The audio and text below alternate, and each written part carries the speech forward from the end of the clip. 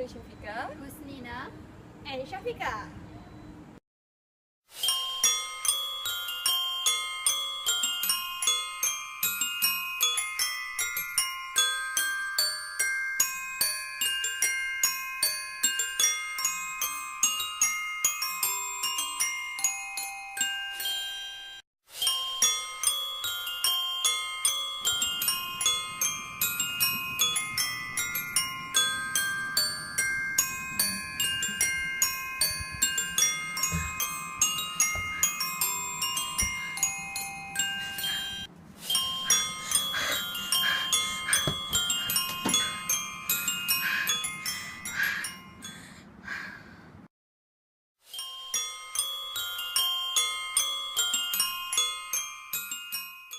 Let's find out how the drug is being discovered.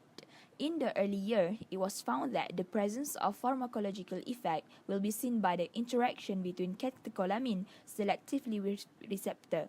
In 1948, Alquist found that catecholamine drugs can interact with two distinct receptors mediated, which are alpha and beta adrenergic receptor.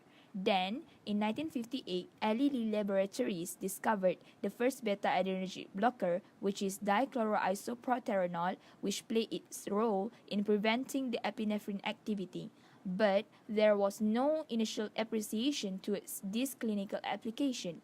In early 1960s, Black and his associates at Imperial Chemical Industries in Great Britain found the pronetelol and propranolol drugs. It can lower the myocardial oxygen consumption by interrupting the effects of catecholamine, so it can be used to treat arrhythmia, hypertension, and angina pectoris. Propranolol was still proven to be considered as the preliminary version of drug to treat cardiovascular disease. By 1964, the treatment for angina pectoris disease was dominated by propranolol drug. Since then, propranolol was rapidly recognized as treatment for arrhythmia, hypertension, hypertrophic cardiomyopathy. Some potential adverse effects portrayed by propranolol induced the designation of new drugs such as Pindolol as partial adrenergic agonist. structure of Pindolol.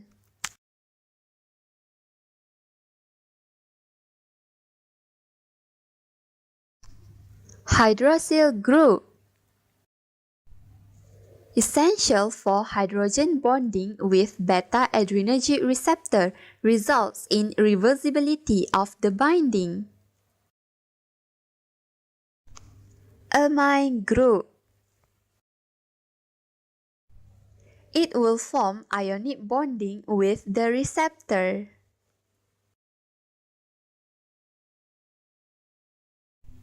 Branch bulky and alkyl substituents. Bind to receptor by hydrophobic interaction, which will produce good antagonistic effects. OCH2 group. Responsible for the antagonistic properties of the molecules, also affects the absorption, excretion, and metabolism of beta-adrenergic blockers. Indole structure.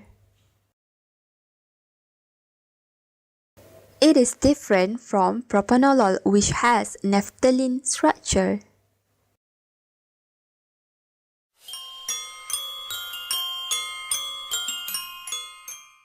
In the body, catecholamine, which are norepinephrine, epinephrine, and dopamine, live happily.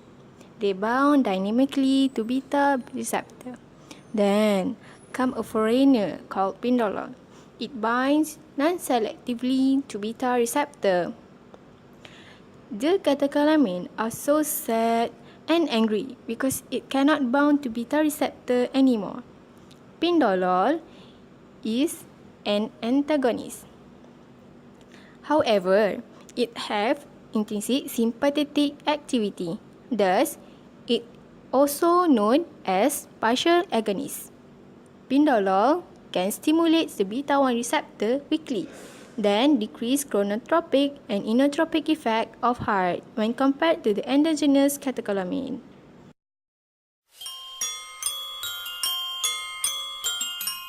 Okay. mechanism of Pindolol, which have partial agonist effect or intrinsic sympathomimetic activity, it can have a therapeutic use in treating hypertension, treat anxiety symptoms, and also angina pectoris. The first therapeutic advantage of Pindolol is treating hypertension.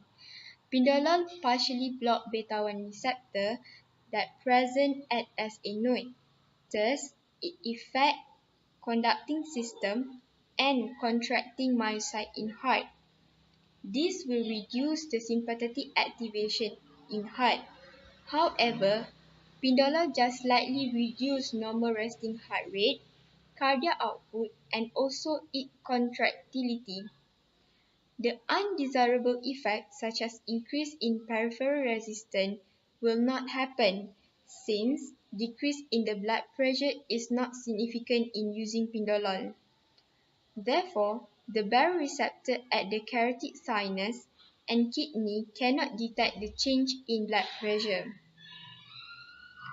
Meanwhile, Pindolol also has intrinsic sympathetic property that prevent bradycardia, and thus it counteracts the hypotensive effect in other beta blocker.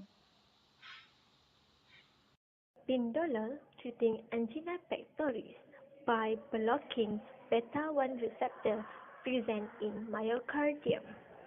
The block of this receptor will lower the cardiac contraction. The reduce in the cardiac contraction will reduce the oxygen demand in myocyte. Thus, it can reduce the chest pain that cause the angina pectoris. As we mentioned earlier, Pindolol can be used to treat anxiety symptoms. This is because the mechanism to treat angina pectoris and to treat anxiety symptoms is likely similar. Anxiety symptom is when the irregular heartbeat detected.